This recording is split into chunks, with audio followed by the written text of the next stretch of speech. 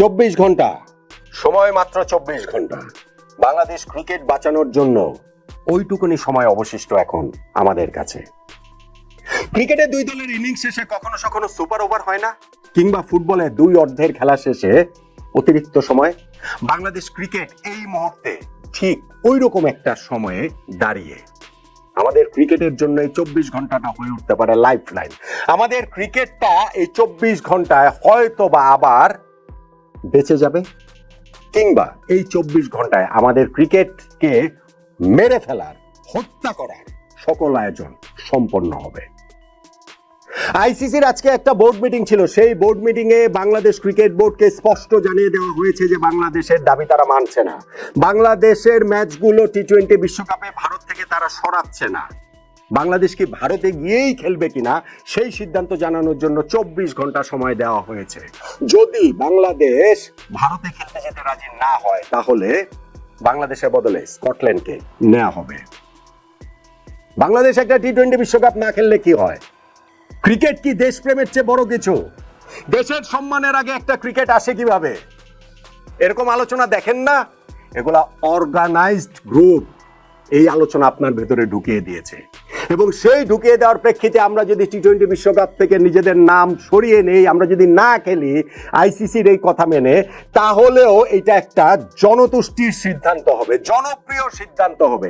এই সিদ্ধান্ত যারা নিয়েছেন, বাংলাদেশ সরকার থেকে শুরু করে বাংলাদেশ ক্রিকেট বোর্ড, সবাই নায়ক হয়ে যাবেন, বীর হয়ে যাবেন এই মুহূর্তে দাঁড়িয়ে। কিন্তু আমি বলছি, এইটা বাংলাদেশ ক্রিকেট ধ্বংসের একটা শুরু মাত্র, এবং সেই সময়ে গিয়ে সময়ের জাস্ট শুধু অপেক্ষা।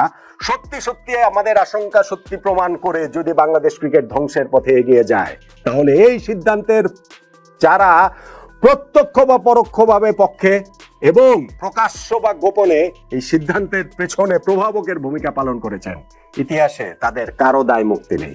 তারা সবাই বাংলাদেশের ক্রিকেট ক্রিমিনাল হিসেবে বিবেচিত হবেন। তখন ওই কথা বলে পার পাওয়া যাবে না যে আমি দেশের হয়ে কি কি করেছি, দেশের জার্সি গায়ে কি কি করেছি, কিংবা এই ক্রিকেট সংগঠক হিসেবে বিসিবিতে থেকেও সরকারের সঙ্গে আমরা কত দিন দরবার করেছি, কিন্তু ওই সময় আমরা অসহায় হয়েছিলাম, আমাদের কিছু করার ছিল না। কিছু যদি করার না থাকে, অন্তত পক্ষে স্টেপ ডাউন করেন, অন্তত পক্ষে পদত্যাগ করেন, অন্তত পক্ষে নিজের বিবেকের কাছে দায়মুক্ত হন। তা না হলে বাংলাদেশ ক্রিকেট আপনাদের ক্ষমা করবে না। এখন এই মুহূর্তে দাঁড়িয়ে এইটা অনেক বেশি জনপ্রিয় সিদ্ধান্ত হবে, কিন্তু বাংলাদেশ ক্রিকেটটা আপনারা ধ্বংস করে দিচ্ছেন, এই সত্যটাও আসলে মিথ্যা হবে না। তারপর আমি বলছি 24 ঘন্টা সময় আছে, এই লাইফ লাইনটা আছে, এই লাইফ লাইনটা কাজে লাগান। এই সময়টাতে বাংলাদেশ ক্রিকেট বোর্ড আমাদের সরকারের সঙ্গে আলোচনা করেন, আমাদের ক্রিকেটের কি কি ক্ষতি হবে সেটা আরো বুঝিয়ে বলেন, আরো বিস্তারিতভাবে বলেন। সেটাও যদি আপনারা করতে ব্যর্থ হন, সরকারকে বোঝাতে স্টেপ ডাউন করেন, পদত্যাগ করেন, তাহলে অন্তত পক্ষে আমরা বুঝতে পারবো যে আপনাদের অবস্থানটা কোন জায়গাটাতে ছিল। এই সমস্যার শুরুটা হয়েছে মুস্তাফিজুর রহমানকে আইপিএল এর দল থেকে বাদ দেওয়ার ওই ঘটনা থেকে। অবশ্যই ভারত এটা অন্যায়ভাবে বাদ দিয়েছে, অন্যায্যভাবে বাদ দিয়েছে, রাজনৈতিক সিদ্ধান্তে বাদ দিয়েছে, যেটা আমাদের আত্মমর্যাদায় আঘাত করার মতো, এবং বাংলাদেশ সেইখানটাতে অ্যাংরিলি রিঅ্যাক্ট করেছে, which was quite logical। কিন্তু ওই সিদ্ধান্তের প্রেক্ষিতে আমরা টি-20 বিশ্বকাপে ভারতে গিয়ে খেলবই না, শুরুতেই যে আমরা চূড়ান্ত সিদ্ধান্ত নিয়েছে, মাঝখানে এত এত ঘটনা ঘটে গেছে, আমরা আমাদের সিদ্ধান্ত থেকে এক চুল নড়িনি। আমাদের মেল চালাচালি হয়েছে, আমাদের ভার্চুয়াল মিটিং হয়েছে আইসিসির সঙ্গে, আইসিসির প্রতিনিধি ঢাকায় এসে মিটিং করেছেন, এবং আজকে আইসিসির একটা জরুরি সভা বসেছে সব ডিরেক্টরদের নিয়ে।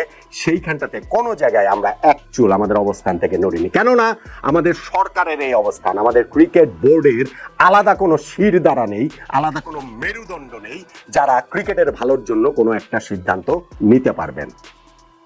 ফলে আইসিসি আজকে সকল অ্যাসেসমেন্ট শেষে সেইটা জানিয়ে দিয়েছে যে ভারতের গিয়েই বাংলাদেশকে খেলতে হবে। বাংলাদেশের এই শ্রীলঙ্কায় ম্যাচ সরানোর অনুরোধটা তারা মেনে নিচ্ছে না, নইলে স্কটল্যান্ডকে বাংলাদেশের জায়গায় অন্তর্ভুক্ত করা হবে। আইসিসির এই মিটিংটাতে যে 15 বা 16 জন ডিরেক্টর উপস্থিত ছিলেন, তার মধ্যে বাংলাদেশের পক্ষে ভোট দিয়েছে শুধুমাত্র পাকিস্তান, আর কোনো দল না, আর কোনো দেশ না। বিশ্ব ক্রিকেটে আমাদের অবস্থান কোথায় বুঝতে পারছেন? ক্রিকেট কূটনীতিতে আমরা কোথায় আছি বুঝতে পারছেন?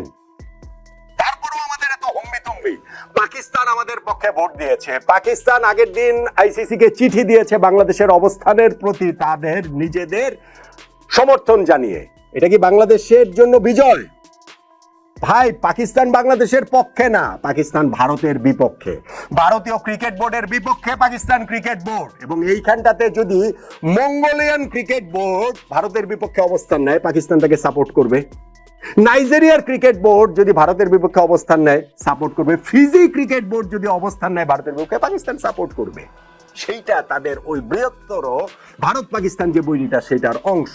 অথচ আর কোন দল বাংলাদেশের পক্ষে নেই, আর কোন দেশ বাংলাদেশের পক্ষে নেই, কিন্তু তারপরেও আমরা আমাদের দেশের মানুষের আবেগটাকে উস্কে দিয়ে, আমাদের দেশপ্রেমটাকে উস্কে দিয়ে, আমাদের জাতীয়তাবাদকে উস্কে দিয়ে, যে ক্রিকেট খেলা কি দেশপ্রেমের চেয়ে বড় কিনা, একটা টি-20 বিশ্বকাপ না খেললে কি হয়, আমরা আমাদের অবস্থানে অনড় থাকবো, অটল থাকবো, এইটা করে আমাদের ক্রিকেটের সর্বনাশটা আমরা করছি। এবং বেশিরভাগ মানুষ আমরা সেটা বুঝতেই পারছি না। যারা বুঝতে পারছেন ভাই, তারা তাদের সেই মেটিকুলাস ডিজাইনেই তারা এই জিনিসটা আসলে করছেন, করে চলেছেন। কিন্তু আইসিসির আজকের মিটিং এর পর আমি মনে করি বাংলাদেশের নিজেদের অবস্থানটা আরো ক্লিয়ারলি বোঝা উচিত। বাংলাদেশ ক্রিকেট বোর্ডের অন্তত পক্ষে বোঝা উচিত আমাদের হাতে 24 ঘন্টা সময় আছে, এটা আমাদের লাইফ লাইন। এইটাতে বাংলাদেশ ক্রিকেট বেঁচে যেতে পারে। বাংলাদেশ সরকারের সঙ্গে আলোচনা করেন। আমি আমিনুল ইসলাম বুলবুল ভাইয়ের নেতৃত্বাধীন ক্রিকেট বোর্ডকে বলছি, আমি ফারুক আহমেদ ভাইয়ের ক্রিকেট বোর্ডকে বলছি, আমি খালেদ মাসুদ পাইলট ভাইয়ের ক্রিকেট বোর্ডকে বলছি, আমি নাজমুল আবেদিন ফাহিম ভাইয়ের ক্রিকেট বোর্ডকে বলছি, আমি আব্দুর রাজ্জাক রাজ, ইফতেখার রহমান মিঠু ভাইদের ক্রিকেট বোর্ডকে বলছি, ভাই আপনারা সরকারের সঙ্গে কথা বলেন, বোঝান আমাদের ক্রিকেটটার কি হবে। আপনারা এই জনতুষ্টির দিকে যেন না, জনপ্রিয় মতবাদ কি হয় সেই দিকে যেন না। আপনারা জানেন, আপনারা খুব ভালো করেই জানেন আমাদের ক্রিকেটটার কি হবে, সেটা সরকারকে বোঝান। বোঝাতে যদি ব্যর্থ হন, পদত্যাগ করেন, দায়িত্ব ছেড়ে দেন, নিজের বিবেকের কাছে ক্লিয়ার থাকেন।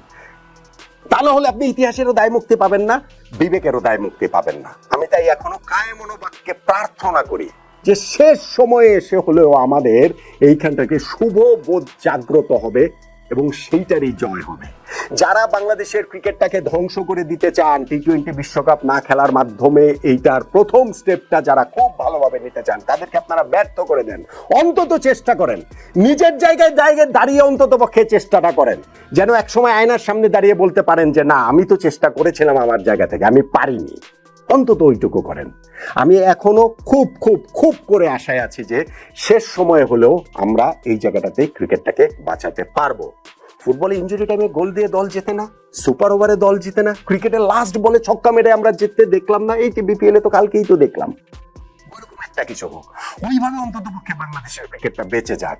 যাই হয়েছে, যত কিছু হয়েছে, যদি টি-20 বিশ্বকাপ না খেলে বাংলাদেশ, তাহলে বাংলাদেশের ক্রিকেটের কবর রচনার প্রথম ধাপ হিসাবে এটা থেকে যাবে। এবং এই ঘটনার সঙ্গে প্রকাশ্যে, গোপনে, প্রত্যক্ষ পরোক্ষভাবে যারা জড়িয়ে আছেন, তাদের কারো ইতিহাসের দায় মুক্তি নেই, বিবেকেরও দায় মুক্তি নেই। 24 ঘন্টা সময় এখনো আছে। প্লিজ প্লিজ প্লিজ প্রার্থনা করি আপনাদের কাছে, অনুরোধ করি, কায় মনোবাক্যে অনুরোধ করি যে প্লিজ বাংলাদেশের ক্রিকেটটাকে বাঁচান।